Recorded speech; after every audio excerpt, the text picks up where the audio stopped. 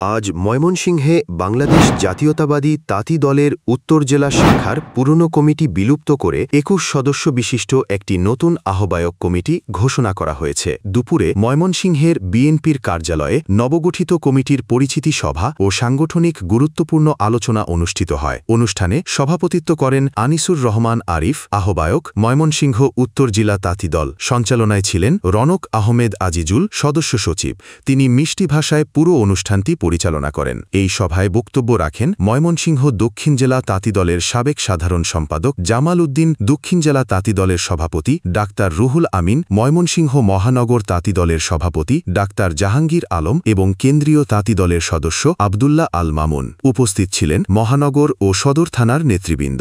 নতুন কমিটির সদস্যরা হলেন আহ্বায়ক ইঞ্জিনিয়ার আনিসুর রহমান আরিফ, সদস্য সচিব রনক আহমেদ আজিজুল। যুগ্ম আহ্বায়কগণ হলেন রফিকুল ইসলাম ফকির, সাইদুল ইসলাম, কামরুজ্জামান, জুনাইদ ইসলাম, আকিকুল ইসলাম, নুরুল্লাহ, সেলিম মিয়া, হাবিবুর রহমান, জুনাইদ ইসলাম, উসমান গনি, রেজাউল মুর্শিদ এবং আবু সঈদ মাস্টার। এছাড়াও সদস্য পদ পেয়েছেন এস.এম. মাহবুবুল হক রুবেল, মুস্তাকিম আহমেদ খান, সাইদুল ইসলাম শিপন, আজিম উদ্দিন, ইঞ্জিনিয়ার রাজু আহমেদ, সুলতান আহমেদ এবং আমিরুল ইসলাম। পরিচিতি সভা শেষে শহীদ রাষ্ট্রপতি জিয়াউর রহমান বীর উত্তমের ছবি অবমাননা এবং বিএনপির ভারপ্রাপ্ত চেয়ারম্যান তারেক রহমানকে নিয়ে কটূক্তির প্রতিবাদে তাঁতি দলের উদ্যোগে বিক্ষোভ মিছিল অনুষ্ঠিত হয়। ২০ জুলাই দুপুরে এই বিক্ষোভ মিছিলটি ময়মনসিংহ শহরের প্রধান সড়ক প্রদক্ষিণ করে নতুন বাজারে বিএনপির দলীয় কার্যালয়ে এসে সংক্ষিপ্ত সমাবেশের মাধ্যমে শেষ হয়। বক্তারা বলেন, শহীদ রাষ্ট্রপতি জিয়াউর রহমান এদেশের স্বাধীনতা সংগ্রামের স্থপতি। তার বিরুদ্ধে অপমানজনক বক্তব্য জাতির গৌরবকে ছোট করার শামিল। আরও বলেন, তারেক রহমান দেশের গণতন্ত্র পুনরুদ্ধারে গুরুত্বপূর্ণ ভূমিকা পালন করে যাচ্ছেন।